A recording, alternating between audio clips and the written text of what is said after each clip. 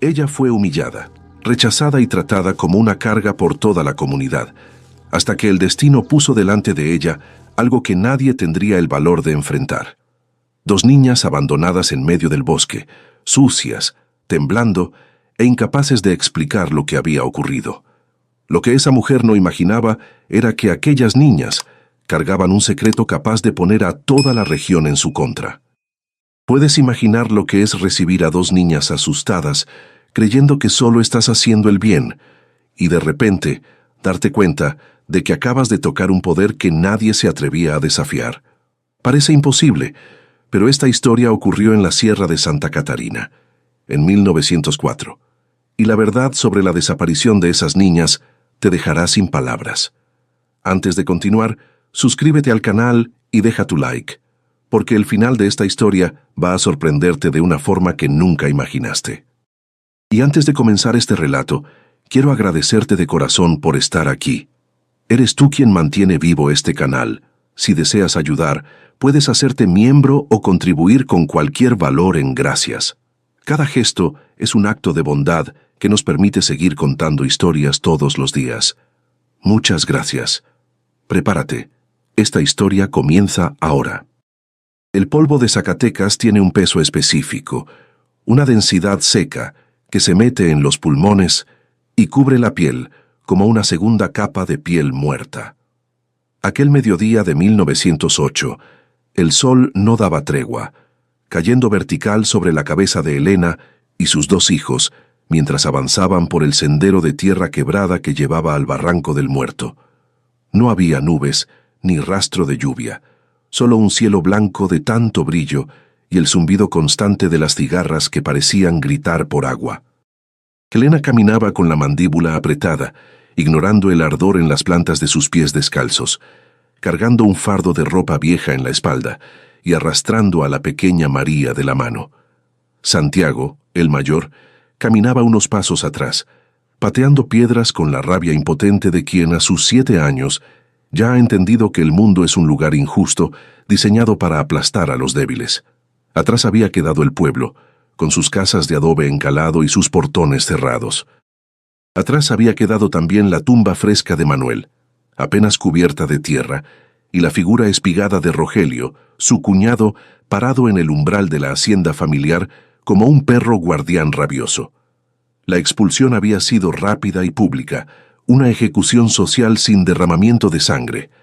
«Esa casa es para los vivos que producen, Elena», le había dicho Rogelio con esa voz untuosa que usaba para disfrazar su codicia de necesidad administrativa. «Manuel ya no está, y tú y tus hijos son bocas que no puedo alimentar. Si quieres techo, ve a la casa de piedra. Allá nadie te molestará, ni siquiera los vivos».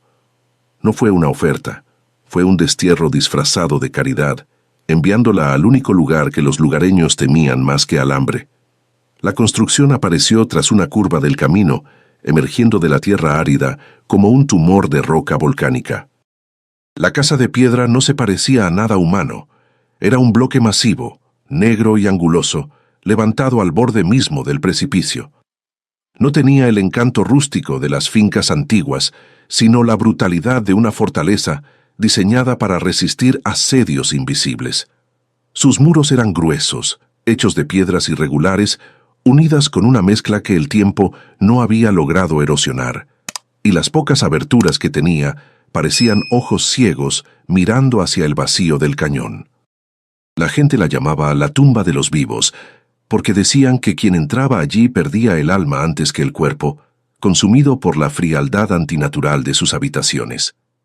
Al detenerse frente a la puerta de madera, hinchada y oscurecida por décadas de abandono, Elena sintió que el aire se volvía más denso, cargado de una electricidad estática que erizaba los vellos de sus brazos. Santiago se pegó a sus faldas, temblando a pesar del calor sofocante. «Mamá, huele a viejo», susurró el niño arrugando la nariz. Y tenía razón. El olor que emanaba de la casa no era de podredumbre, sino de encierro, un aroma mineral y seco, como el interior de una mina abandonada o el fondo de un pozo seco. Elena respiró hondo, tragando su propio miedo para no contagiar a los niños. Sabía que si mostraba una sola grieta en su determinación, se derrumbarían allí mismo, en medio de la nada. Empujó la puerta con el hombro. La madera protestó con un chirrido agudo que resonó en el silencio del barranco, espantando a una lagartija que corría por el umbral. El interior estaba en penumbras, cortado por haces de luz polvorienta que entraban por las rendijas altas de los muros. La temperatura descendió de golpe, 10 grados menos que en el exterior, provocando un alivio térmico que rápidamente se transformó en un escalofrío. No había muebles, ni rastro de que alguien hubiera vivido allí en los últimos 20 años.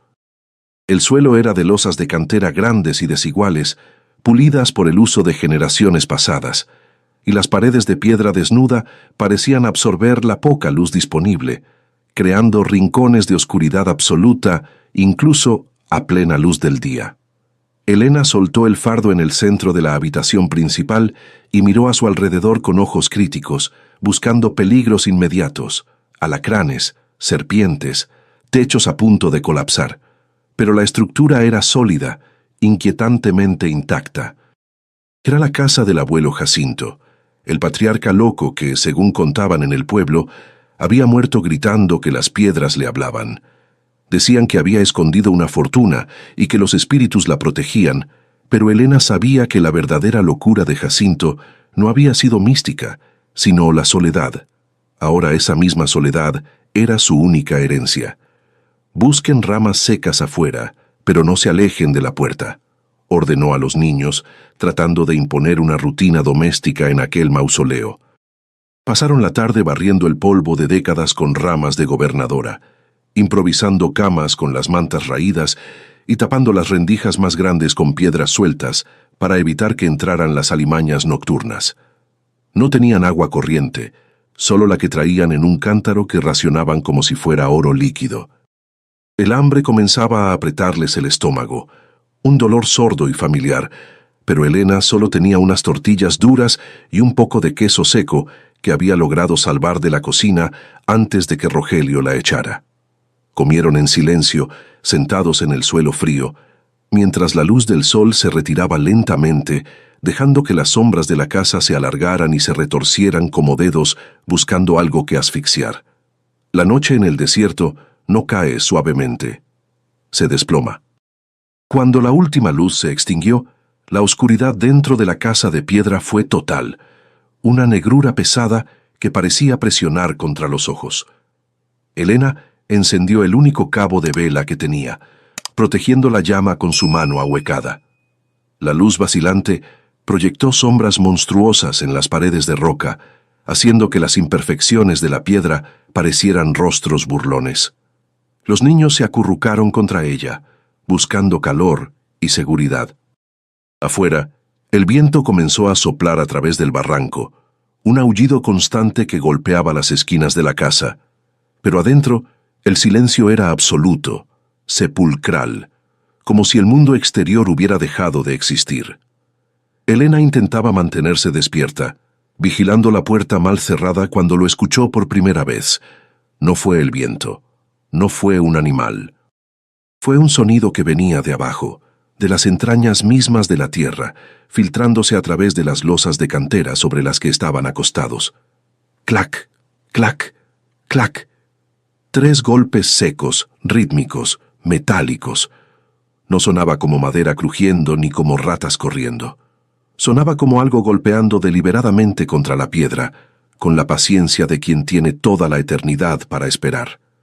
Elena contuvo la respiración, sintiendo cómo su corazón se detenía un instante.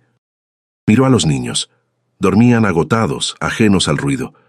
El sonido se detuvo unos segundos y luego volvió a empezar, más fuerte, más insistente. Clac, clac, clac. Era un patrón.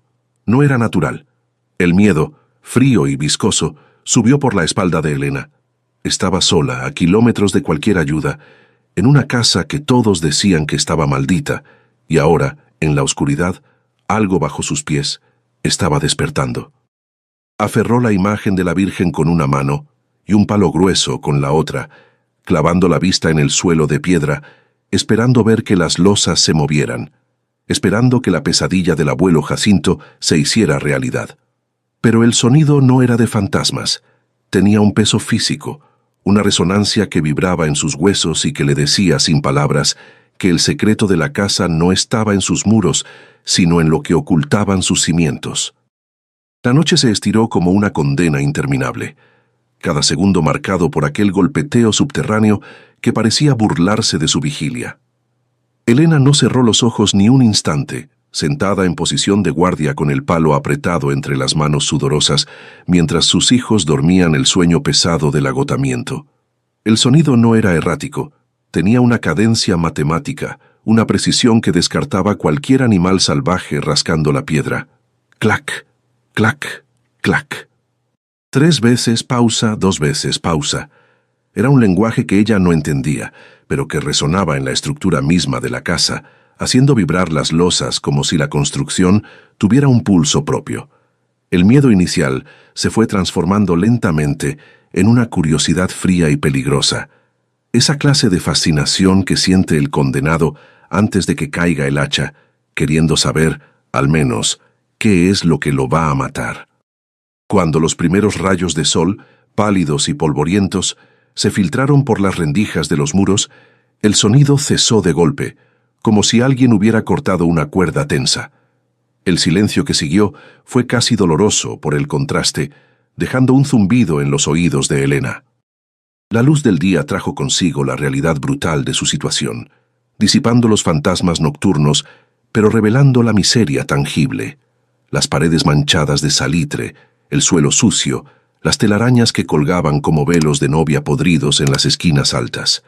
Santiago despertó tosiendo por el polvo, y María pidió agua con un hilo de voz que partió el corazón de su madre. No había tiempo para el terror sobrenatural cuando la sed era una amenaza física y presente que no entendía de misterios ni de maldiciones antiguas. Elena pasó la mañana en una actividad frenética, tratando de convertir aquella tumba en un hogar habitable. Salió al terreno árido que rodeaba la casa y arrancó manojos de hierba seca para barrer el suelo, levantando nubes de tierra que bailaban en los haces de luz. Encontró un viejo pozo en la parte trasera, seco y lleno de escombros, pero con la humedad suficiente en el fondo para sugerir que la tierra no estaba del todo muerta. Con una paciencia de hormiga, limpió una esquina de la habitación principal, acomodó las pocas pertenencias que tenían y encendió una pequeña fogata afuera, protegida del viento por unas rocas para calentar las tortillas duras que les quedaban. La casa bajo la luz del sol parecía menos una bestia y más una anciana de piel dura y cicatrizada, indiferente a sus nuevos inquilinos. Pero la tarde cayó demasiado rápido, como si el barranco tuviera prisa por sumergirse de nuevo en las sombras. A medida que la luz se desvanecía, la ansiedad de Elena crecía, un nudo apretado en la boca del estómago. Sabía que el sonido volvería. No era una cuestión de si pasaría, sino de cuándo. Metió a los niños temprano a la casa, asegurando la puerta con la tranca podrida y colocando además una piedra pesada contra la madera, una barricada inútil contra lo que sea que viviera abajo, pero necesaria para su cordura. Cuando la oscuridad fue total, se sentó en el mismo rincón, esperando, y puntual como la muerte, el sonido regresó. Clac, clac, clac. Esta vez, sin embargo, Elena no se encogió de miedo, aguzó el oído, decidida a no ser una víctima pasiva en su propia prisión. Santiago se despertó esta vez, sus ojos grandes brillando en la penumbra. «¿Es el abuelo Jacinto?», preguntó con un temblor en la voz, repitiendo los chismes que había escuchado en el pueblo. «¿Está enojado con nosotros?». Elena sintió una oleada de furia protectora. No iba a permitir que sus hijos vivieran aterrorizados por una leyenda. «Nadie está enojado, mi amor. Es la casa que se asienta. Son las piedras enfriándose», mintió con suavidad, acariciando el cabello sucio del niño hasta que se volvió a dormir. Pero ella sabía que no era la temperatura.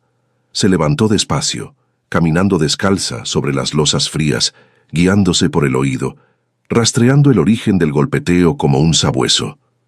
El sonido no venía de todas partes, tenía un epicentro, un punto focal en el medio de la sala principal. Se arrodilló en el centro de la habitación, pegando la oreja al suelo. La piedra estaba helada y transmitía la vibración con una claridad aterradora. ¡Clac! clac. Allí, justo debajo de una losa grande, de forma casi perfectamente cuadrada, diferente a las demás que eran irregulares. Elena pasó los dedos por las juntas de la piedra. No había mezcla uniéndola a las otras, solo tierra compactada y polvo de años. Era una tapa, una entrada.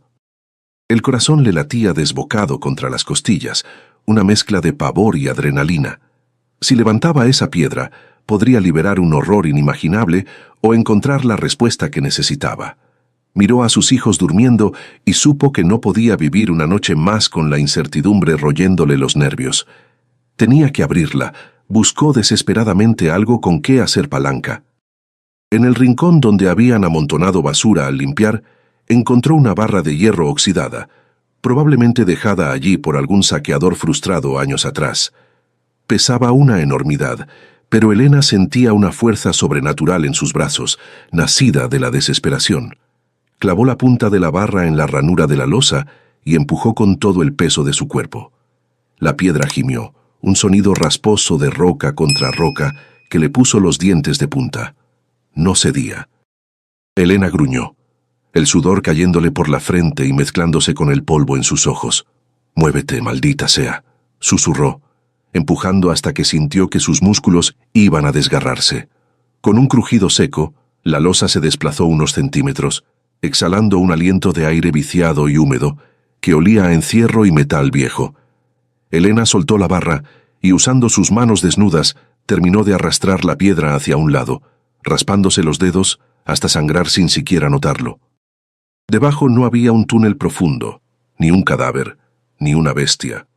Había un hueco cuadrado perfectamente excavado en la roca madre, de apenas medio metro de profundidad, y en el fondo, descansando sobre un lecho de paja podrida, había una caja de metal negro, asegurada con remaches gruesos y sellada con cera roja, que el tiempo había vuelto quebradiza y oscura como sangre seca. Elena se quedó paralizada, mirando el objeto. No era lo que esperaba. Su mente, alimentada por el miedo y las historias del pueblo, había dibujado monstruos, pero la realidad era más inquietante por ser tan humana. Esa caja había sido puesta allí por manos de hombre, escondida con un propósito específico. El sonido clac, clac, seguía sonando, pero ahora Elena se dio cuenta de que no venía de la caja, sino de más abajo, de una grieta natural en el fondo del hueco, sobre la cual la caja había sido depositada. Era como si el sonido fuera un guardián o una señal para marcar el lugar exacto del tesoro. Con manos temblorosas, Elena metió los brazos en el hueco y agarró las asas frías de la caja. Pesaba, pero no tanto como para no poder sacarla. La arrastró hasta el suelo de la sala y la miró bajo la luz vacilante de la vela. Tenía un candado viejo, corroído por el óxido. Sin pensarlo dos veces, Elena tomó la barra de hierro y golpeó el cierre con una violencia seca y precisa. El metal cedió con un chasquido. Abrió la tapa esperando ver oro, joyas o quizás huesos, pero lo que encontró fue papel, montañas de papeles amarillentos, atados con cintas de cuero, y encima de todo, un cuaderno de tapas de piel gruesa. Lo abrió al azar y la caligrafía nerviosa del abuelo Jacinto saltó a sus ojos, revelando la primera verdad. No estoy loco. El sonido no es el diablo, es la vida golpeando la piedra, es el agua. Elena acercó la vela al papel quebradizo, sus ojos recorriendo las líneas escritas con una tinta ferrogálica que había mordido la hoja con el paso de los años, volviéndose color óxido. La voz del abuelo Jacinto emergía de aquellas páginas no con la incoherencia de un demente, sino con la lucidez desesperada de un hombre acorralado por su propia sangre. Describía cómo, 40 años atrás, había descubierto una falla geológica bajo el barranco, una arteria de roca porosa por donde corría un caudal subterráneo, capaz de reverdecer todo el desierto de Zacatecas. El sonido clac, clac, que atormentaba sus noches no era el diablo tocando a la puerta, sino un fenómeno hidráulico natural, el eco del agua golpeando contra una caverna de resonancia cuando la presión subterránea subía, un latido geológico que confirmaba la existencia de un manantial virgen y poderoso justo debajo de los cimientos de la casa. Jacinto relataba con amargura cómo sus hijos, el padre de Rogelio y Manuel, lo habían tildado de loco cuando intentó explicarles su hallazgo, cegados por la fiebre del oro fácil de las minas y despreciando el valor del agua en una tierra donde la lluvia era un milagro escaso. Temiendo que vendieran la propiedad por centavos o que la mala gestión secara el acuífero, Jacinto había urdido un plan maestro. Construyó la casa de piedra no como una vivienda, sino como una tapadera monumental, un sello de cantera y argamasa sobre el acceso al manantial. Diseñó la estructura para que amplificara el sonido del agua, convirtiéndolo en una maldición auditiva que mantendría alejados a los supersticiosos y protegería el secreto hasta que alguien digno, alguien capaz de soportar el miedo y la soledad, descubriera la verdad oculta bajo el suelo. Debajo del diario, atado con una cinta de piel podrida, estaba el verdadero tesoro, las escrituras reales, un documento con sellos de cera del gobierno porfirista que otorgaba la concesión perpetua de las aguas y el subsuelo al poseedor legítimo de la finca del barranco. Elena sintió que el aire se le escapaba de los pulmones al leer la cláusula final, escrita con un trazo firme y vengativo. Quien posea la casa de piedra y soporte sus noches, será dueño absoluto de todo lo que corre bajo ella, anulando cualquier reclamo de los predios colindantes. Rogelio, en su infinita crueldad y estupidez, le había entregado a la viuda despreciada no solo un techo ruinoso, sino la llave maestra de la riqueza de toda la región, pensando que la condenaba a la miseria. Una risa nerviosa, al borde del llanto, escapó de la garganta de Elena, rebotando en las paredes frías de la habitación. Miró sus manos sucias, llenas de cortes y polvo, sosteniendo aquel papel que valía más que toda la hacienda de su cuñado. El miedo que la había paralizado horas antes se transformó en una llama fría de indignación y poder. El sonido bajo el suelo ya no era una amenaza, era una canción de cuna, una promesa de vida, el sonido del futuro de Santiago y María golpeando para salir. Pero la realidad física la trajo de vuelta al presente. Sus hijos seguían durmiendo sobre mantas húmedas, con los labios partidos por la deshidratación, ajenos a que dormían sobre un océano atrapado en la roca. La vela dio un último chisporroteo y se apagó, dejando un olor a cebo quemado en el aire viciado. La oscuridad volvió a tragarse la habitación, pero esta vez Elena no sintió terror. Se quedó sentada en la penumbra, acariciando la tapa de la caja metálica, trazando planes en su mente con la precisión de un general antes de la batalla. Sabía que tener el papel no era suficiente. Necesitaba probar que el agua existía. Necesitaba sacarla a la superficie antes de que Rogelio se diera cuenta de su error y viniera a reclamar la propiedad por la fuerza. El diario mencionaba un mecanismo, una válvula de alivio oculta en la estructura de la casa que permitía acceder al agua sin tener que excavar la roca madre. Pero las páginas que explicaban su ubicación estaban manchadas de humedad, casi ilegibles. El amanecer llegó lento y gris, filtrándose por las saeteras como una neblina sucia. María se despertó llorando, un sonido agudo y lastimero que taladró los nervios de Elena. «Agua, mamá, me duele la garganta», gimió la niña con la voz rasposa como lija. Elena le dio el último trago que quedaba en la cantimplora, apenas un sorbo caliente y con sabor a metal, sabiendo que era todo lo que tenían. La ironía era cruel. Estaban sentados sobre millones de litros de agua pura, pero sus hijos corrían el riesgo de morir de sed si ella no descifraba el acertijo de Jacinto a tiempo. La desesperación le dio una energía nueva, una urgencia febril que la hizo ponerse de pie de un salto, guardando los documentos dentro de su vestido, pegados a su piel. «Santiago, levántate», ordenó con voz seca, sacudiendo al niño suavemente. «Necesito tus ojos y tus manos. Vamos a buscar un tesoro, pero no es de oro, es de agua». El niño la miró confundido, frotándose los ojos lagañosos, pero al ver la determinación en el rostro de su madre, se puso de pie sin protestar. Elena comenzó a golpear las paredes de la casa con el mango de la barra de hierro, buscando huecos, buscando diferencias en el sonido. Jacinto había escrito: «Donde el muro llora, la piedra cede». Recorrió el perímetro interior, palpando cada roca, sintiendo la textura rugosa y fría bajo sus yemas, buscando humedad, buscando una señal en aquel rompecabezas de cantera negra. Fue en la pared norte, la que daba directamente al precipicio, donde encontró algo. Una sección del muro cerca del suelo tenía un color ligeramente más oscuro, como si la piedra estuviera sudando. Al acercar la cara, sintió una corriente de aire mínima, casi imperceptible, que olía a frescura, a tierra mojada y limpia. «Aquí», susurró Elena sintiendo que el corazón le martilleaba en la garganta. «Santiago, trae la barra». El niño arrastró la herramienta pesada por el suelo, haciendo un ruido metálico que resonó en la casa vacía. Elena insertó la punta de la barra entre dos bloques de piedra que parecían mal encajados, notando que la argamasa allí era diferente, más suave, hecha de barro y paja en lugar de cal y arena. Empujó con todo el peso de su cuerpo, gruñendo por el esfuerzo. El bloque de piedra se movió, girando sobre un eje oculto que Jacinto había instalado con ingeniería rudimentaria pero efectiva.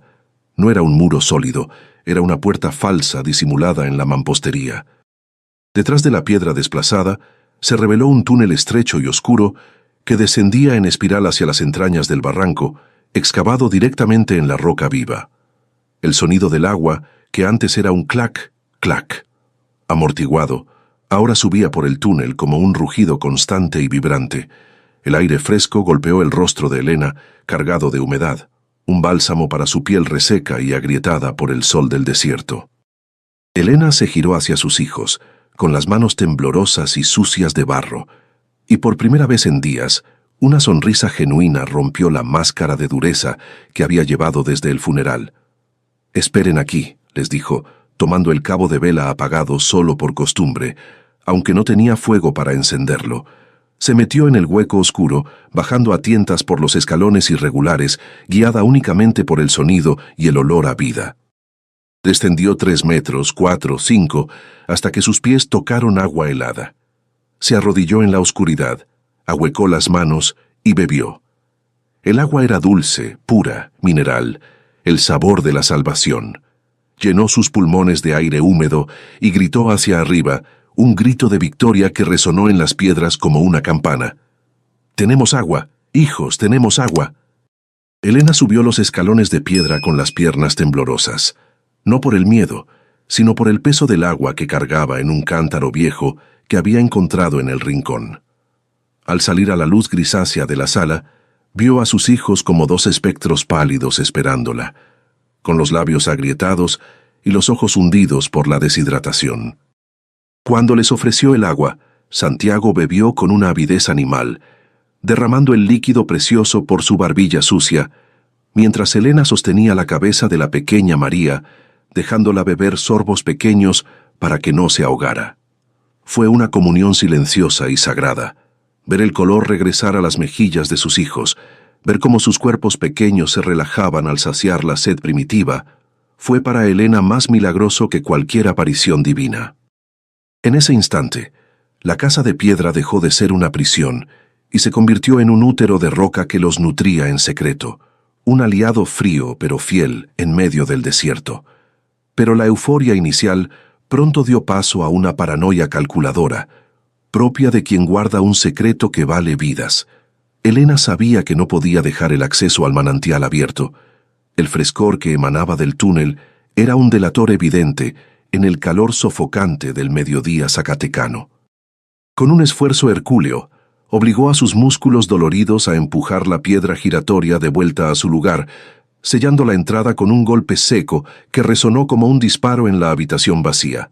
Cubrió las juntas con polvo y tierra del suelo, difuminando cualquier rastro de manipulación en la mampostería, trabajando con la meticulosidad de un artista que restaura una obra maestra. Nadie que entrara allí debía sospechar que detrás de ese muro negro corría la vida. Para el mundo exterior, ellos debían seguir siendo los condenados que morían de sed lentamente. Los días siguientes se convirtieron en un juego peligroso de apariencias y supervivencia. Adentro, Elena y sus hijos vivían en una abundancia secreta de agua fresca, lavándose el polvo del camino y bebiendo hasta saciarse, pero afuera mantenían la fachada de la miseria absoluta. Elena prohibió terminantemente a los niños salir con la ropa húmeda o el cabello limpio, Antes de abrir la puerta por las mañanas, les frotaba un poco de tierra en las mejillas y en los brazos para que parecieran tan sucios y desesperados como el pueblo esperaba verlos. Era una actuación cruel pero necesaria, pues si alguien notaba que los malditos de la casa de piedra lucían más saludables que los peones de la hacienda, las preguntas comenzarían a llover más rápido que las piedras. El sonido clac, clac, clac continuó marcando el ritmo de sus noches, pero ahora Elena lo escuchaba con una gratitud reverente. Ya no era un tormento, sino el latido del corazón de su herencia, un recordatorio constante de que la presión del agua seguía fuerte bajo sus pies. Sin embargo, el ruido también era un peligro. En el silencio absoluto del barranco, el eco podía viajar lejos si el viento soplaba en la dirección incorrecta. Elena comenzó a apilar mantas viejas y sacos de arpillera sobre la zona del suelo, donde la resonancia era más fuerte, tratando de amortiguar el sonido, convirtiéndolo en un susurro grave que solo se escuchaba si uno pegaba la oreja a las losas. Vivían en puntillas, hablando en voz baja, convertidos en fantasmas de su propia casa para no despertar la codicia de los vivos. Una semana después de su llegada, la prueba de fuego apareció en el horizonte en forma de una nube de polvo que se acercaba por el camino del barranco. Elena reconoció el caballo tordillo de Rogelio mucho antes de ver el rostro de su cuñado. El capataz de la hacienda venía con él, ambos armados con reatas y machetes, con esa arrogancia de los hombres que se saben dueños del paisaje. Elena ordenó a los niños que se escondieran en el rincón más oscuro de la sala y salió a recibirlos en el umbral, cerrando la puerta tras de sí con un golpe firme, bloqueando la visión del interior con su propio cuerpo delgado pero tenso, como un arco listo para disparar. Rogelio frenó el caballo a pocos metros de la entrada, mirando a Elena con una mezcla de decepción y sorpresa. Esperaba encontrarla suplicando, o quizás ya marchita por la sed y el miedo, lista para abandonar la propiedad. En cambio, la encontró de pie, con la mirada fija en él, sucia pero extrañamente entera. ¿Todavía aquí, cuñada?, escupió Rogelio, su voz cargada de un veneno que no lograba ocultar su incomodidad. Pensé que el miedo ya te habría devuelto al camino. Dicen en el pueblo que se escuchan ruidos aquí por las noches, que el viejo Jacinto grita desde el infierno. El capataz se santiguó disimuladamente, mirando las ventanas ciegas de la casa con recelo. Los muertos no hacen ruido, Rogelio. Son los vivos los que no dejan descansar, respondió Elena, con una voz que le salió más ronca y profunda de lo habitual. Rogelio soltó una carcajada seca que no llegó a sus ojos. Desmontó con movimientos lentos, haciendo crujir el cuero de su silla, y caminó hacia ella invadiendo su espacio personal, trayendo consigo el olor a sudor rancio y tabaco barato. No te hagas la valiente conmigo. Sé que no tienen agua. El pozo de atrás está seco desde hace 20 años. ¿Qué están bebiendo? ¿Tus propias lágrimas? Intentó asomarse por encima del hombro de Elena para ver el interior de la casa, olfateando el aire como un perro de caza, buscando el rastro de una presa herida. Elena no se movió ni un milímetro, aunque el corazón le golpeaba las costillas con la fuerza de un martillo. Si Rogelio entraba, sentiría la frescura antinatural del ambiente, vería el suelo extrañamente limpio en el centro de la sala. Bebemos lo que Dios nos manda y lo que la caridad olvida, mintió ella, sosteniendo la mirada del hombre sin parpadear. Esta es mi casa ahora, como tú mismo dijiste frente a todo el pueblo. No tienes derecho a entrar, a menos que vengas a sacarme muerta. La mención de la propiedad legal hizo que Rogelio se detuviera. Era un hombre cruel, pero temeroso de las formas legales y del juicio público si se le veía abusando físicamente de una viuda indefensa a plena luz del día. Disfruta tu orgullo mientras puedas, Elena, gruñó Rogelio retrocediendo un paso y volviendo a montar su caballo con un gesto brusco. El verano apenas empieza. Cuando el calor apriete de verdad y tus hijos empiecen a secarse como pasas, vendrás arrastrándote a la hacienda, y entonces el precio del alquiler será mucho más alto que solo tu dignidad. Dio media vuelta al caballo, levantando una polvareda asfixiante, y se alejó al galope seguido por su capataz, dejando tras de sí una amenaza que flotaba en el aire caliente como una sentencia suspendida. Elena se quedó en el umbral hasta que los jinetes desaparecieron tras la curva del barranco, sintiendo cómo las piernas le fallaban finalmente, obligándola a sentarse en el suelo de piedra caliente de la entrada. Había ganado una batalla, pero la guerra apenas comenzaba. Rogelio no era un hombre que aceptara la derrota. Volvería y la próxima vez no vendría solo a burlarse. Elena sacó el documento de las escrituras reales de su pecho, sintiendo el papel crujir bajo sus dedos sudorosos. Tenía la ley de su lado, tenía el agua, pero estaba sola contra un cacique. Necesitaba un aliado, alguien que entendiera las letras y las leyes mejor que ella, antes de que Rogelio decidiera que una viuda muerta era menos problemática que una viva y obstinada. La decisión de bajar al pueblo no fue producto de la valentía, sino de una necesidad estratégica tan vital como el agua que ahora bebían en secreto. Elena sabía que las escrituras reales, escondidas contra su pecho bajo las capas de ropa sudada, eran solo papel mojado sin la validación de una autoridad que no estuviera en la nómina de su cuñado. Necesitaba un aliado, alguien que supiera leer las leyes antiguas y que odiara a los caciques lo suficiente como para arriesgar el cuello por una viuda desposeída. Recordó un nombre mencionado en el diario del abuelo Jacinto, el licenciado Montemayor, un viejo notario que había sido destituido por negarse a falsificar linderos para la hacienda años atrás. Si seguía vivo, era su única esperanza de blindar legalmente el hallazgo antes de que Rogelio regresara con algo más contundente que amenazas verbales. Antes de salir, Elena sometió a sus hijos a una ceremonia cruel pero necesaria, frotando tierra seca en sus rostros recién lavados, y prohibiéndoles beber agua hasta saciarse para que sus labios volvieran a lucir agrietados y resecos. La apariencia de miseria extrema era su único camuflaje efectivo. Debían parecer derrotados, al borde de la muerte, para que nadie sospechara que dormían sobre un manantial de vida. Cerró la puerta de la casa de piedra con una plegaria muda, dejando tras de sí el frescor del túnel y el sonido rítmico del agua golpeando la roca, un secreto que latía bajo el suelo como un corazón ansioso por ser descubierto. La caminata bajo el sol de mediodía fue un tormento físico, con el calor rebotando en las piedras del camino y quemando a través de las suelas delgadas de sus guaraches. El pueblo la recibió con el mismo silencio hostil de la semana anterior, un rechazo que se sentía en las ventanas cerradas y en las miradas esquivas de los pocos hombres que bebían pulque a la sombra de los portales. Elena caminaba con la cabeza gacha, arrastrando los pies para fingir una debilidad mayor a la real, sintiendo cómo el documento escondido le quemaba la piel con cada paso. Se dirigió hacia la parte vieja del pueblo, donde las casas de adobe se deshacían lentamente bajo el peso del abandono, buscando el despacho ruinoso de Montemayor. El aire olía a polvo y a estiércol seco, y el zumbido de las moscas era la única música de fondo en aquellas calles olvidadas por el progreso y por Dios. Encontró al viejo notario sentado en una silla de mimbre desfondada frente a su puerta, con la mirada perdida en un horizonte vacío, como si esperara una visita que llevaba años retrasada. Montemayor era un esqueleto vestido con un traje de lino amarillento, con las manos manchadas de tinta y temblores de edad. Cuando Elena se detuvo frente a él y susurró su nombre, el anciano levantó la vista con unos ojos lechosos que parecieron tardar una eternidad en enfocarla. «La viuda de Manuel», graznó con voz rasposa sin sorpresa. «Dicen que el barranco ya te había tragado.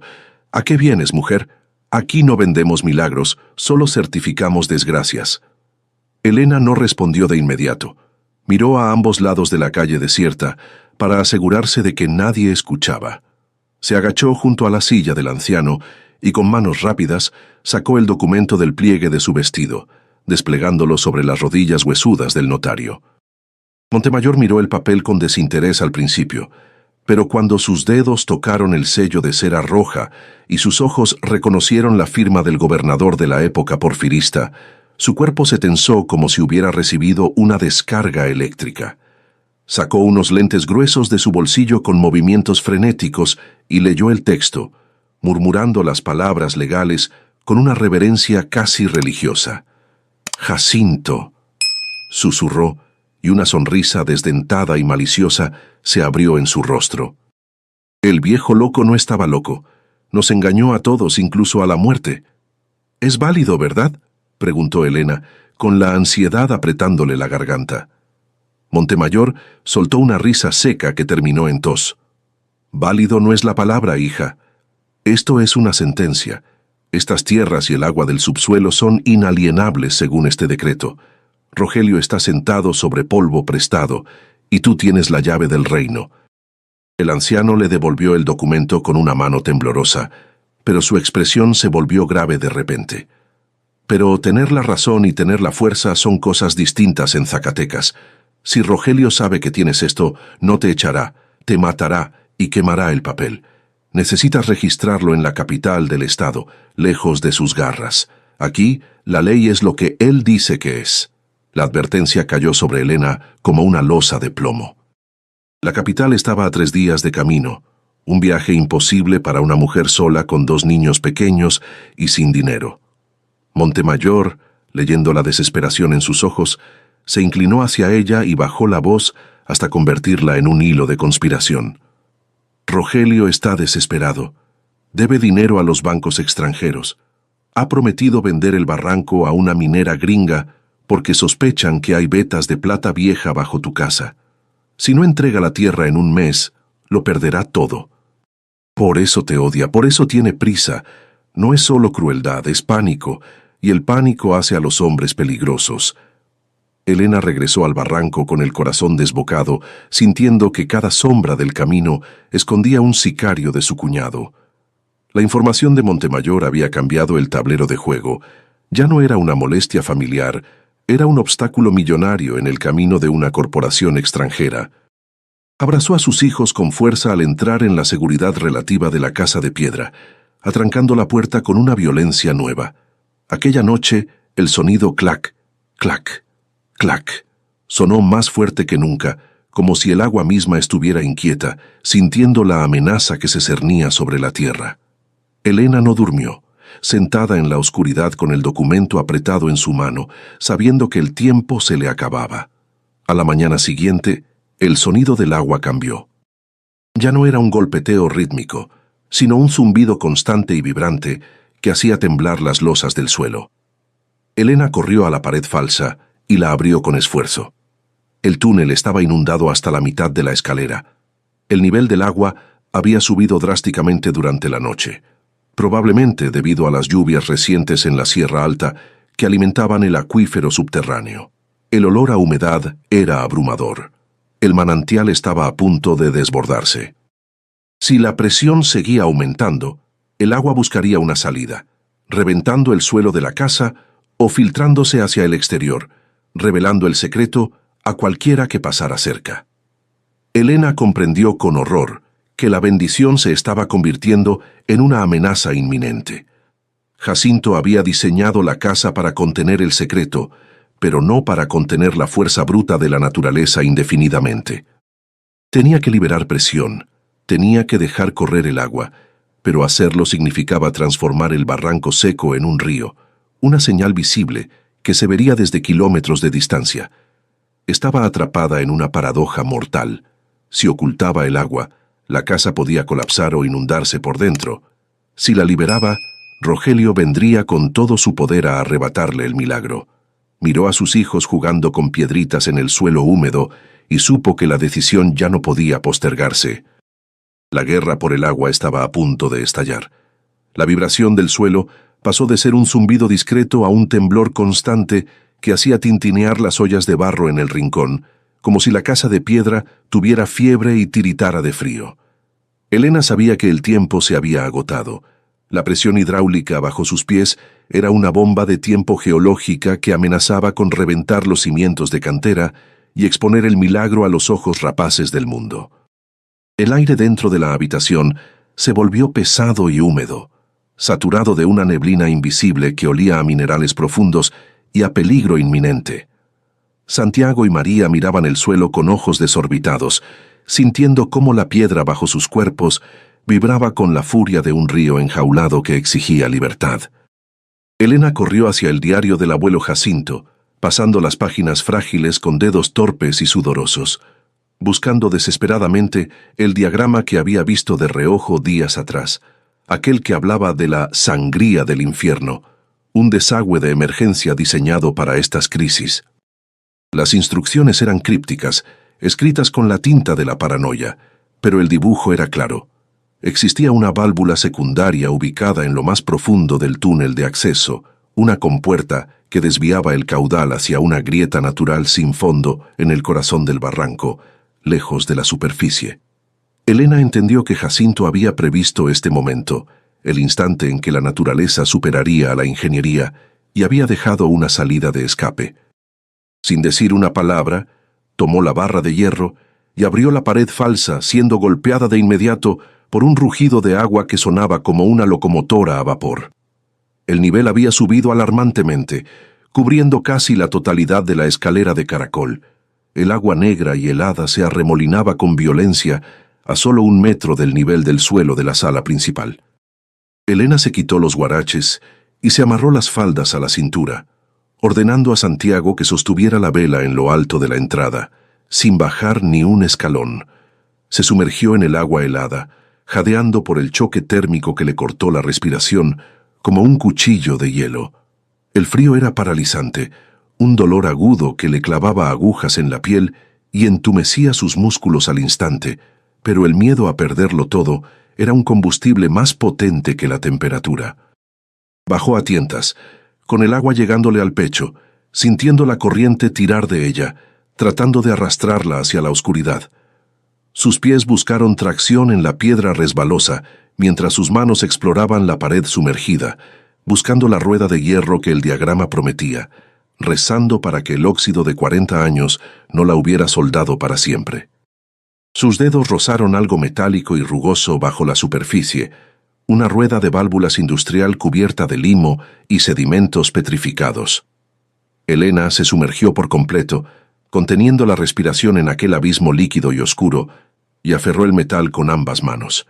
Intentó girarla, pero la rueda estaba atascada, inamovible como la misma montaña. Salió a la superficie boqueando, escupiendo agua con sabor a hierro, y gritó de frustración, su voz rebotando en la cúpula de piedra. «¡No me vas a vencer!», rugió contra la oscuridad, golpeando el agua con furia. Volvió a sumergirse, esta vez usando la barra de hierro como palanca, encajándola entre los radios de la rueda. Apoyó los pies contra la pared del túnel y empujó con una fuerza nacida de la desesperación materna, sintiendo que sus tendones iban a estallar bajo la presión. Con un chirrido metálico que se transmitió a través del agua como una onda de choque, la válvula cedió. Primero fue un giro lento, doloroso, y luego de golpe la rueda giró libremente. Un sonido de succión monstruoso llenó la caverna, similar al de una bestia gigante inhalando aire, mientras la compuerta de fondo se abría hacia el abismo. El nivel del agua comenzó a descender rápidamente, formando un remolino violento que casi arrastra a Elena hacia el desagüe. Ella se aferró a los escalones superiores, luchando contra la corriente de succión, y trepó hacia la seguridad de la sala principal, empapada, temblando incontrolablemente, pero victoriosa. La vibración del suelo cesó de inmediato, reemplazada por el sonido lejano y cavernoso del agua cayendo a profundidades insondables, lejos de la superficie, lejos de Rogelio. Elena se desplomó en el suelo de la sala, tosiendo agua y tiritando, mientras sus hijos la cubrían con las mantas viejas. Había salvado la casa y el secreto, pero el ruido de la succión había sido estruendoso, un rugido que debió haberse escuchado fuera de los muros de piedra. Apenas había recuperado el aliento cuando un sonido diferente la heló, el relincho de un caballo muy cerca de la puerta, seguido por el crujido de botas pesadas sobre la grava del exterior. Alguien estaba afuera, alguien había escuchado el rugido de la tierra.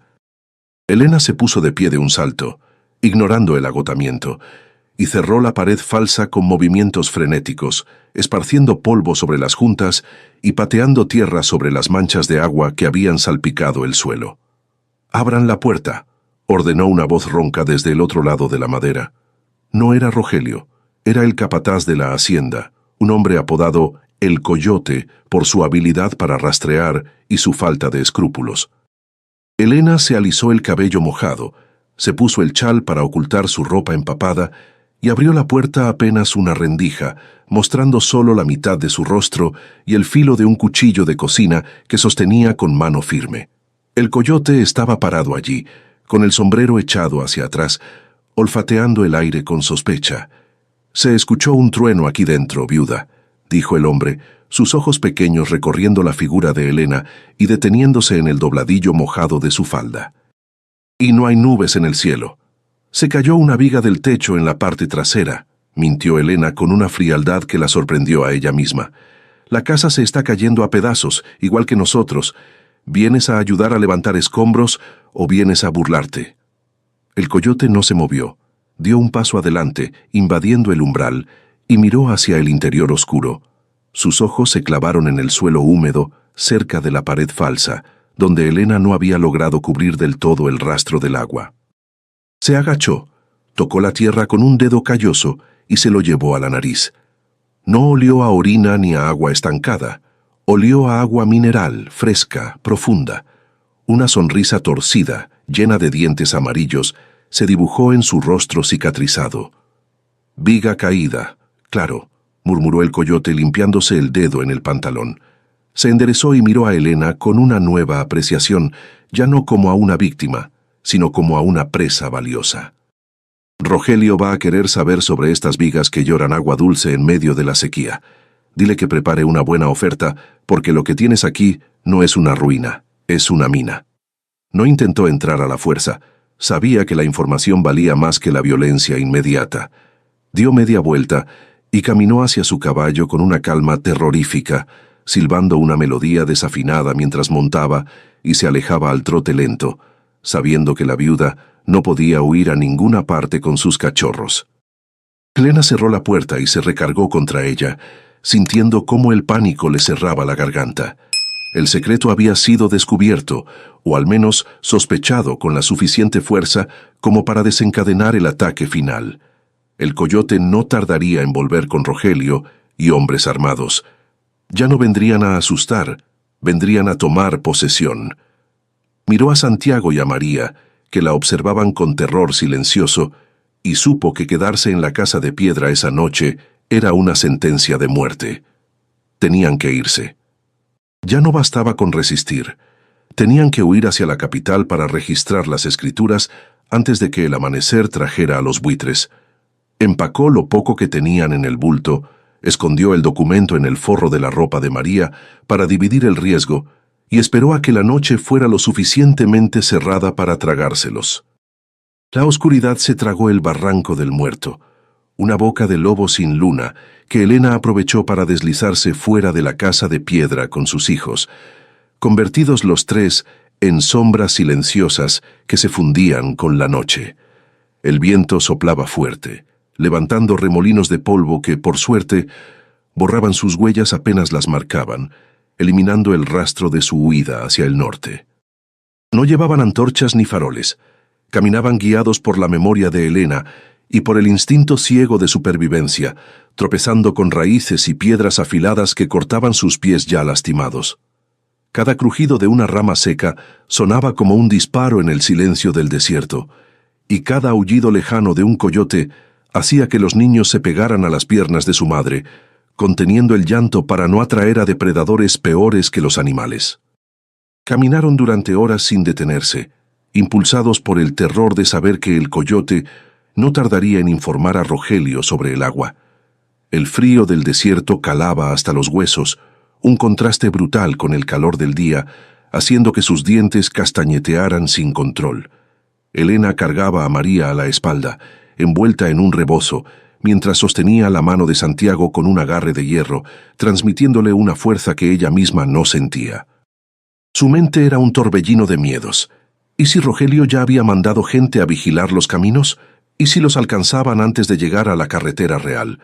El documento de las escrituras reales, pegado a su pecho, parecía pesar más que una losa de plomo, recordándole que llevaba la sentencia de su familia bajo la ropa.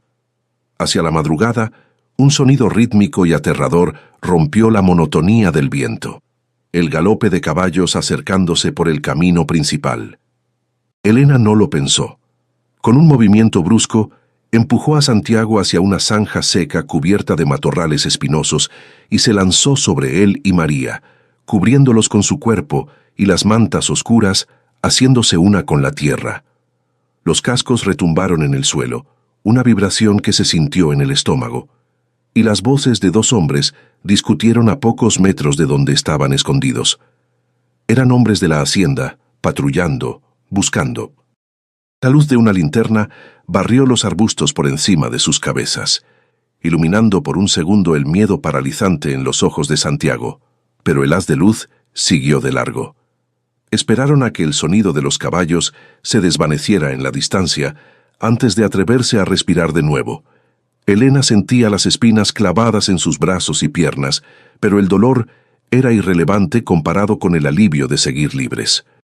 Se levantaron temblando, sacudiéndose la tierra, y continuaron la marcha, ahora alejándose de los caminos transitados, internándose en el Monte Virgen para evitar ser vistos. Fue una decisión que les costó caro en esfuerzo físico. Tuvieron que trepar laderas empinadas y cruzar lechos de arroyos secos llenos de rocas sueltas, avanzando a un ritmo agónico, mientras el cielo comenzaba a teñirse de un gris pálido que anunciaba el peligro de la luz del día. El sol salió como un verdugo, implacable y cegador, revelando la inmensidad del paisaje árido que aún les faltaba por cruzar. Sin la protección de la oscuridad, se sentían expuestos, pequeños insectos arrastrándose sobre una mesa de billar gigante bajo la mirada de cualquiera que tuviera unos binoculares.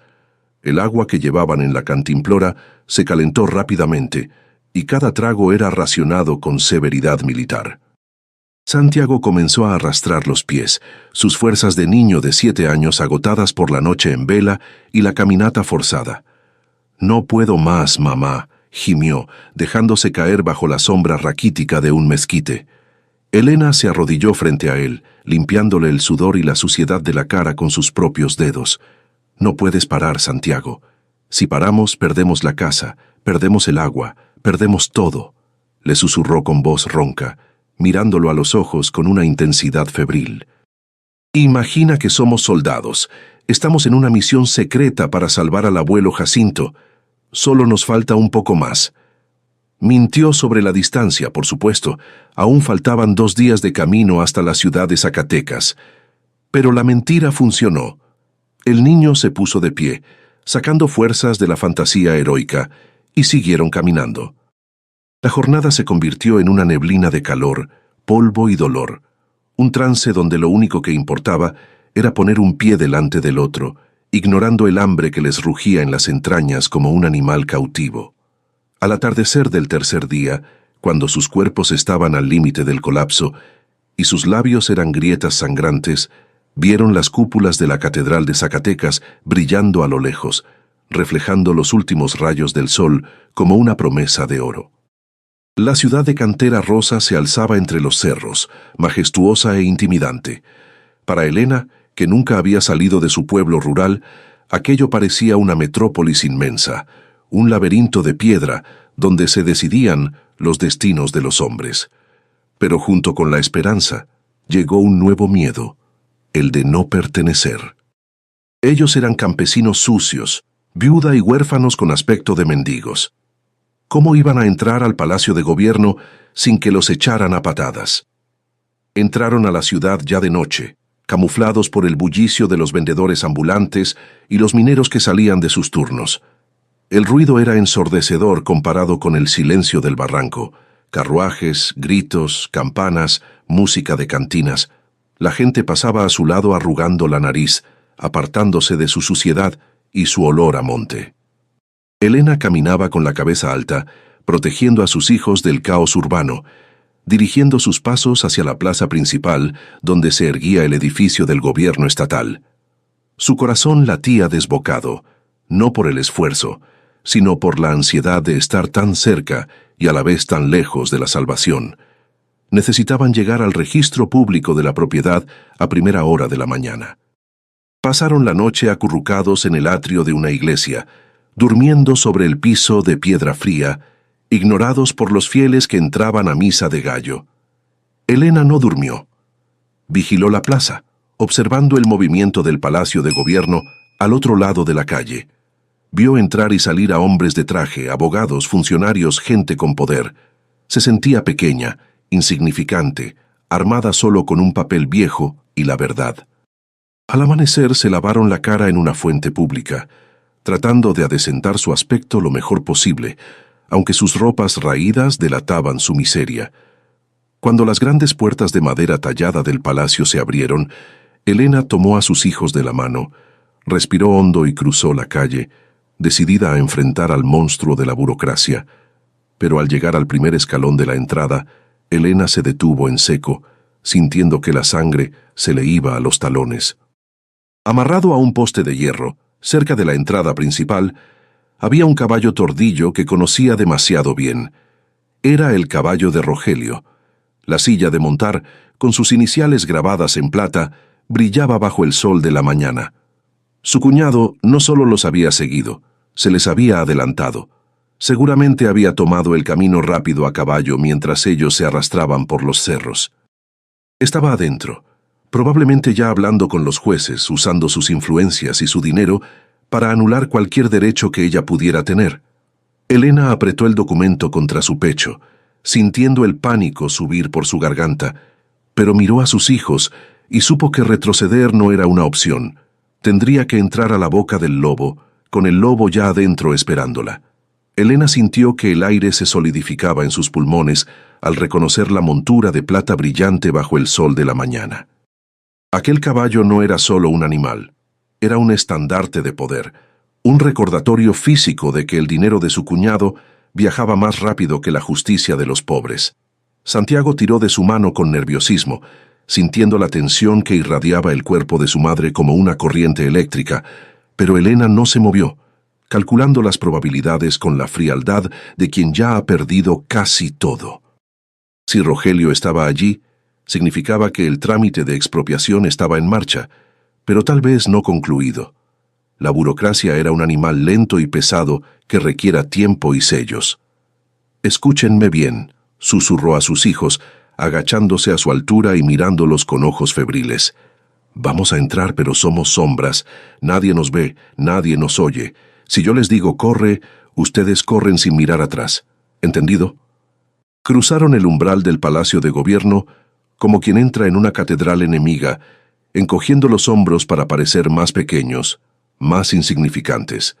El interior era vasto y opresivo, diseñado para intimidar, con techos altísimos de los que colgaban candelabros polvorientos y un suelo de mármol ajedrezado que amplificaba el sonido de las botas de los hombres importantes.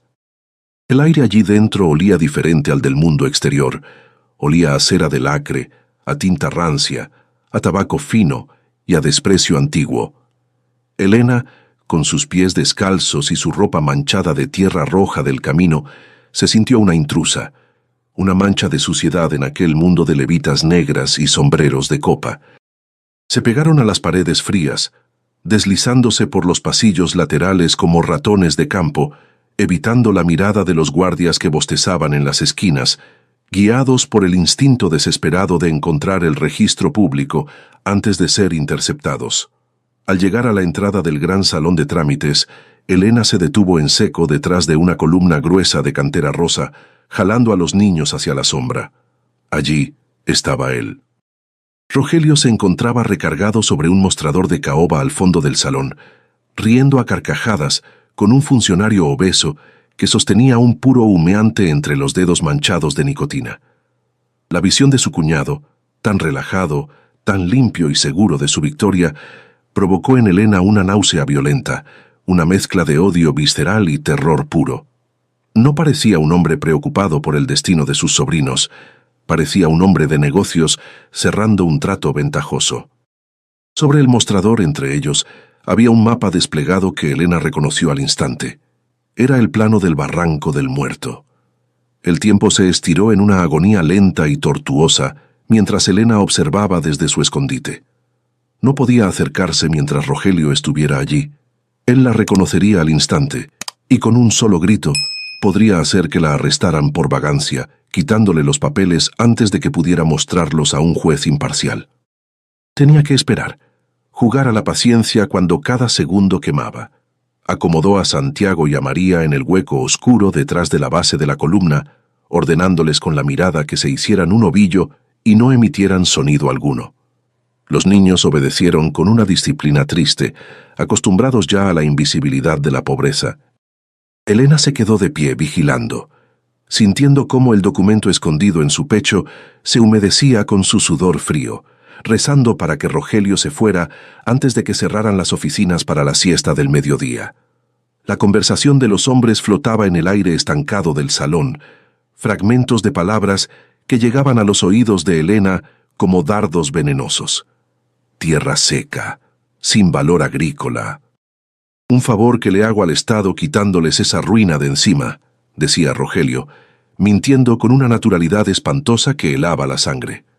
El funcionario asentía, aburrido, pero complaciente, probablemente pensando en la comisión que recibiría por agilizar el trámite. Solo falta la firma final del gobernador para la concesión minera, don Rogelio. Vuelva a las 3 después de la comida y tendremos los sellos listos para transferir el título. Aquellas palabras fueron la salvación y la condena al mismo tiempo. Tenía una ventana de oportunidad, un breve intervalo de ausencia, pero también una fecha límite fatal. A las 3 de la tarde, la casa de piedra dejaría de ser suya.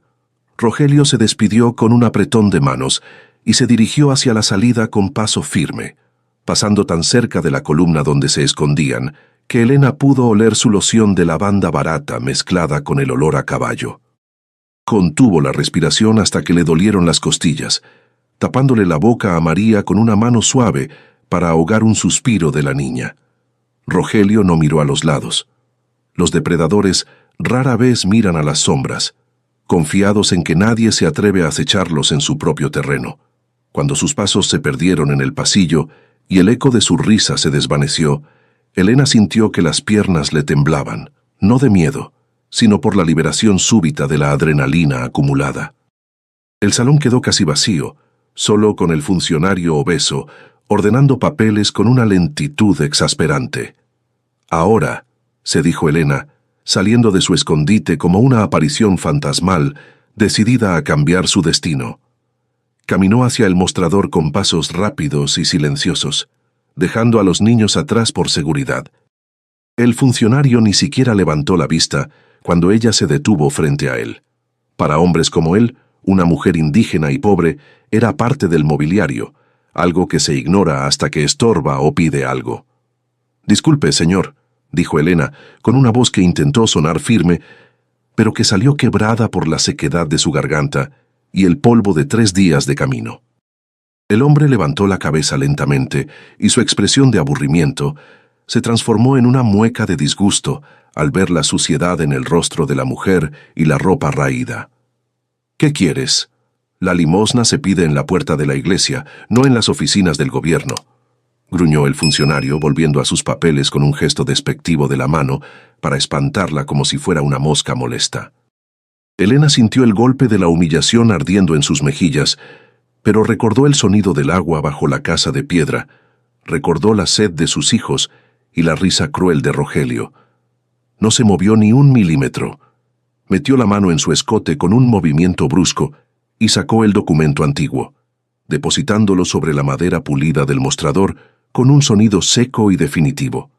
«No pido limosna. Vengo a registrar una propiedad anterior a cualquier reclamo de este mes, y exijo que lo lea ahora mismo». El hombre la miró con incredulidad, a punto de llamar a los guardias para que sacaran a la loca, pero algo en la mirada de acero de Elena lo detuvo, una dignidad que no coincidía con sus harapos. Con un suspiro de martirio, tomó el papel con la punta de los dedos, como si temiera contagiarse de pobreza, y lo desplegó sobre la mesa. Al ver el sello de cera roja, intacto a pesar de los años, sus cejas pobladas se arquearon con curiosidad. Cuando leyó la firma y la fecha de 1890, su postura corporal cambió radicalmente. Se ajustó los lentes, acercó el papel a la luz de la ventana y leyó el texto completo, moviendo los labios en silencio. El desprecio en su rostro dio paso a una sorpresa técnica, la de un burócrata que encuentra una anomalía grave en el sistema que no puede ignorar. «Esto», Esto es una concesión real perpetua, murmuró el funcionario, olvidando por un momento con quién hablaba, su voz bajando a un tono de reverencia legal. Anula cualquier subdivisión o venta posterior. Si esto es auténtico, la operación que estamos procesando para la minera es ilegal y nula. Elena sintió una oleada de esperanza tan fuerte que casi se desmaya, aferrándose al borde del mostrador para no caer. Es auténtico. El abuelo Jacinto lo dejó para sus nietos. Quiero registrarlo a nombre de mis hijos. El hombre la miró, esta vez con una mezcla de respeto y miedo, entendiendo de golpe el juego de poder peligroso en el que se estaba metiendo. Pero antes de que pudiera estampar el sello de recibido, el sonido de unas botas pesadas resonó de nuevo en la entrada del salón, acercándose con prisa. Elena se giró lentamente y vio a Rogelio parado en el umbral, habiendo regresado por un olvido, con los ojos clavados en el documento sobre la mesa. Rogelio se acercó al mostrador con la seguridad de quien camina por el patio de su casa, ignorando la tensión que había congelado el aire de la oficina. Al principio, no miró el documento. Sus ojos estaban fijos en Elena, una mezcla de desprecio y burla curvando sus labios. «¿Qué hace esta india aquí, licenciado?», preguntó con voz potente, diseñada para humillar. «Espero que no le esté haciendo perder el tiempo con cuentos de viudas lloronas». Extendió la mano para saludar al funcionario, pero éste no respondió. El hombre gordo seguía hipnotizado por el papel amarillento, con una gota de sudor frío resbalando por su sien. El silencio del burócrata fue lo que finalmente hizo que Rogelio bajara la vista hacia la mesa de caoba, hacia el sello de cera roja que brillaba como una herida abierta en el tiempo. La sonrisa de Rogelio se desmoronó lentamente, reemplazada por una palidez cerosa que le robó años de vida en un segundo. Reconoció la caligrafía de su abuelo Jacinto, esos trazos furiosos y angulosos que había visto en viejos libros de contabilidad, pero sobre todo reconoció el sello oficial del gobierno federal. Intentó, en un acto reflejo de desesperación, poner su mano sobre el documento para cubrirlo, para borrar su existencia, pero Elena fue más rápida. Con un movimiento de víbora, puso su propia mano, callosa y sucia, sobre el papel, protegiendo el legado de sus hijos. Sus miradas se cruzaron, la del cacique, llena de odio y miedo, y la de la viuda, ardiendo con una dignidad que ninguna cantidad de dinero podía comprar. «Ese papel es robado», siseó Rogelio, su voz bajando a un susurro peligroso para que los demás en la sala no escucharan. «Esa loca saqueó la casa. Eso pertenece al archivo de la familia». El funcionario, recuperando el aliento, se ajustó los lentes y miró a Rogelio con una seriedad nueva. Ya no veía al socio de copas, sino a un hombre que estaba a punto de meterlo en un problema federal. «Don Rogelio», dijo el licenciado con voz temblorosa pero firme, «este documento nombra explícitamente al habitante de la casa de piedra. No especifica apellido, especifica posesión. Y la señora aquí presente, ella está en posesión». Rogelio golpeó el mostrador con el puño, haciendo saltar un tintero. «Yo soy la ley en el barranco. Yo decido quién posee qué», gritó perdiendo la compostura. Varios abogados y escribientes en la sala se giraron para mirar, atraídos por el escándalo. El funcionario, temiendo una escena que pudiera llegar a oídos del gobernador, se irguió en su silla, usando su pequeña cuota de poder burocrático como un escudo. «Aquí en la capital, la ley es el papel, señor, y este papel es una cédula real ratificada. Concede derechos de agua y subsuelo inalienables. Si usted intenta vender esas tierras a la minera americana con este documento vigente, estaría cometiendo fraude internacional. Y eso es cárcel, don Rogelio, cárcel sin fianza». La palabra cárcel flotó entre ellos, pesada y definitiva. Rogelio retrocedió un paso como si lo hubieran abofeteado físicamente. Comprendió en ese instante que su plan se había desmoronado. Sin el agua y sin los derechos de subsuelo, la casa de piedra no valía nada para los gringos, y sus deudas con el banco se lo comerían vivo. Miró a Elena con una intensidad asesina, buscando algún rastro de miedo, alguna grieta por donde pudiera volver a manipularla. Pero Elena ya no era la mujer que bajaba la cabeza en los funerales. Estaba erguida, con sus hijos aferrados a su falda, convertida en una estatua de justicia tallada en la misma piedra que él había despreciado. «Tú me mandaste ahí, Rogelio», dijo Elena, rompiendo su silencio con una voz tranquila que resonó en el salón. «Tú dijiste que la casa de piedra era para quien tuviera el valor de vivirla. Yo tuve el valor. Tú solo tuviste la codicia». Rogelio abrió la boca para responder, para insultar, pero no salió nada.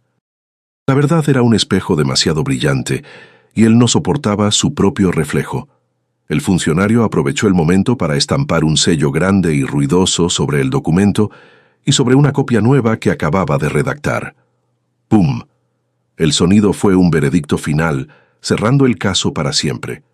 «Está registrado, señora», dijo el hombre, entregándole el documento original y la copia certificada a Elena con un respeto que rayaba en la disculpa. «La propiedad, el manantial y todo lo que hay debajo es legalmente suyo y de sus herederos. Nadie puede sacarla de ahí, ni el banco, ni el patrón, ni el diablo». Elena tomó los papeles con manos que ya no temblaban. Los guardó de nuevo contra su pecho, cerca del corazón, sintiendo que por primera vez en meses podía respirar sin sentir un peso en el pecho. No le dio las gracias a Rogelio, ni siquiera lo miró una última vez. Simplemente se dio la vuelta, tomó las manos de Santiago y María y comenzó a caminar hacia la salida.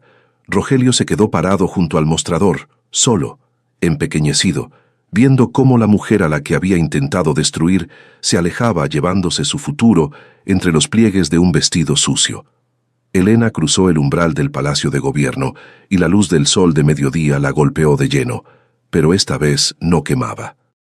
Era una luz cálida, dorada, que iluminaba la plaza llena de gente, los colores de los puestos de fruta, el azul intenso del cielo. Santiago miró a su madre y sonrió, una sonrisa chimuela y sucia que a Elena le pareció lo más hermoso del mundo. «¿Ganamos, mamá?», preguntó el niño. Elena se agachó y lo besó en la frente, sin importarle quién la viera. «Sí, hijo, ganamos», respondió, sintiendo las lágrimas calientes resbalar por sus mejillas, limpiando finalmente el polvo del camino. «Ganamos el agua, ganamos la casa, pero sobre todo ganamos el derecho a que nadie nos vuelva a humillar». Caminaron hacia la fuente de la plaza y bebieron, no con la desesperación de los fugitivos, sino con la calma de los propietarios. El agua sabía diferente ahora, sabía a libertad. Sabían que el regreso sería largo, que tendrían que reconstruir, que el trabajo en la tierra sería duro, pero ya no trabajarían para enriquecer a otro. Cada gota de sudor sería para ellos. Esa noche, durmieron en una posada barata cerca del mercado, pagada con una moneda de plata que Elena había encontrado cosida en el forro del diario del abuelo Jacinto, una última reserva que él había guardado para emergencias. Durmieron en una cama real, bajo un techo que no goteaba, soñando no con monstruos ni con ruidos subterráneos, sino con el sonido del agua corriendo libre por los canales de riego que construirían, reverdeciendo el desierto, transformando la maldición en un vergel.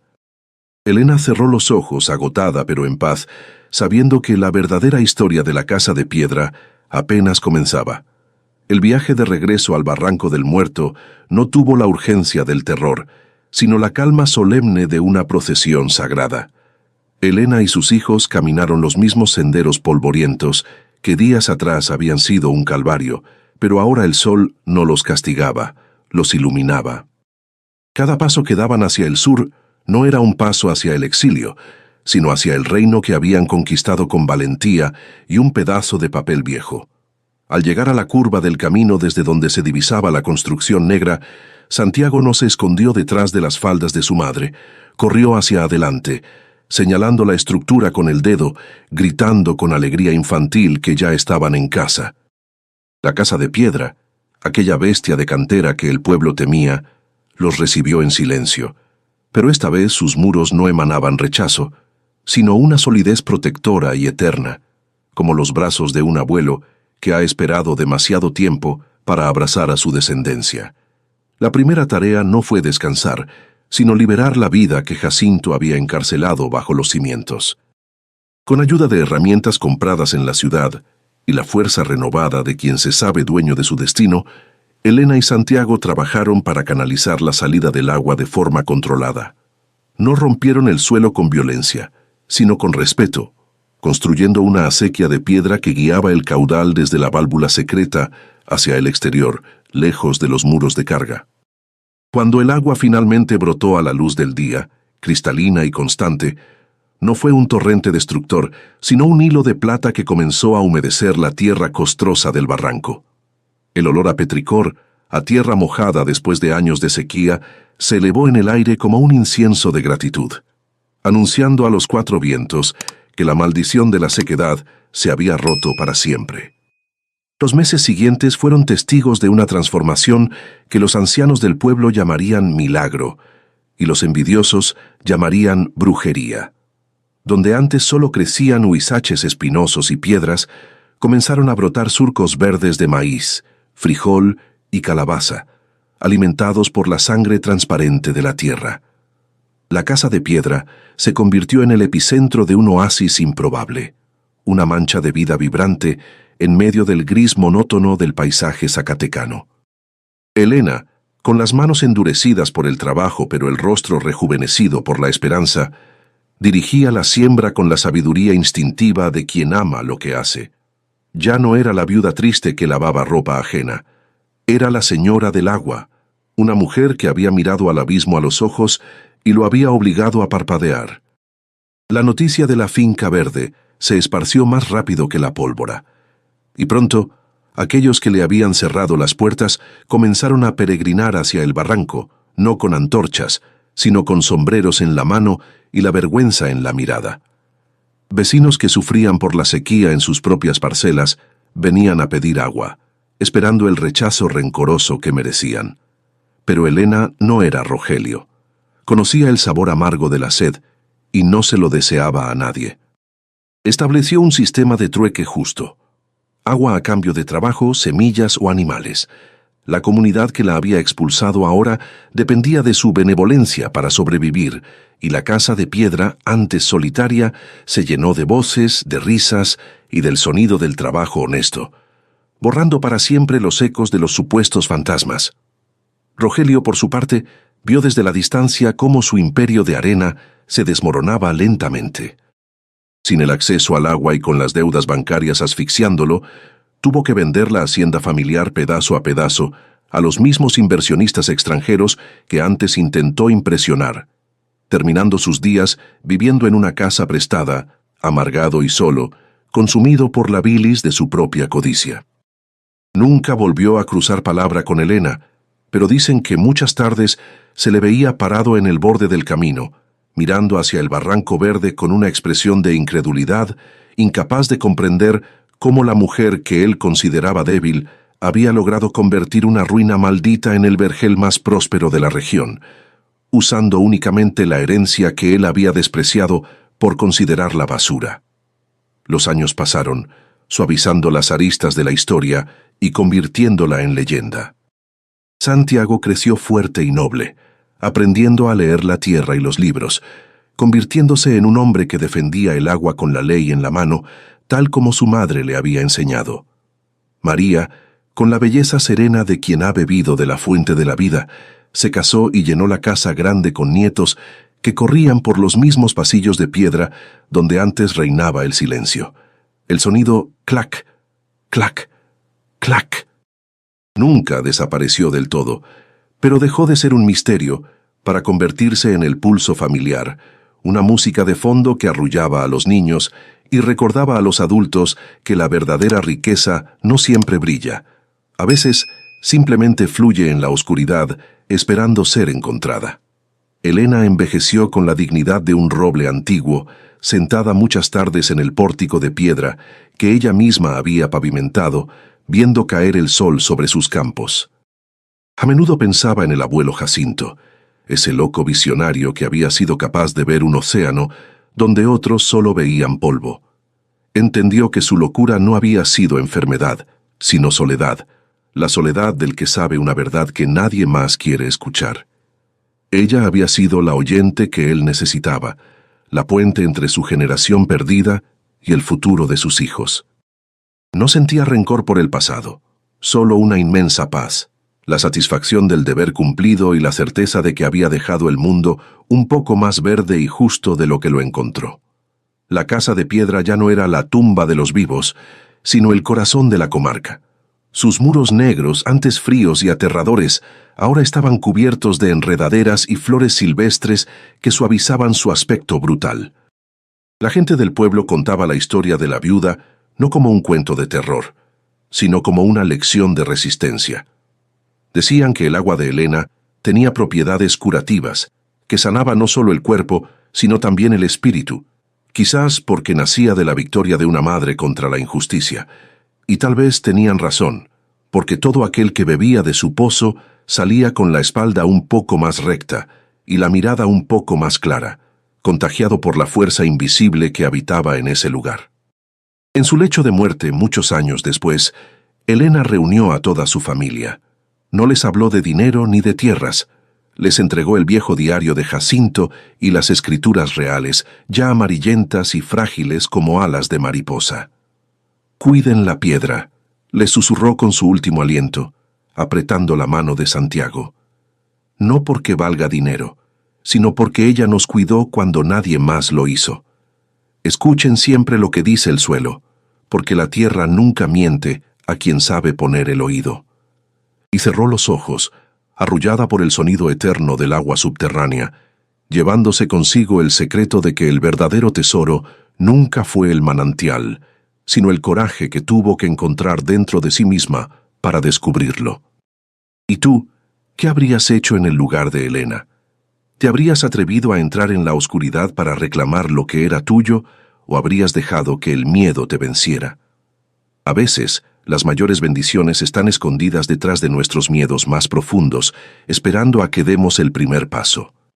Si esta historia de justicia y valentía te ha tocado el corazón, no olvides dejar tu like, suscribirte al canal y compartirla con alguien que necesite recordar que, incluso en el desierto más seco, siempre puede brotar la vida. Cuéntame en los comentarios si conoces alguna leyenda de tesoros o casas misteriosas en tu ciudad. Me encanta leerlos. Nos vemos en el próximo video.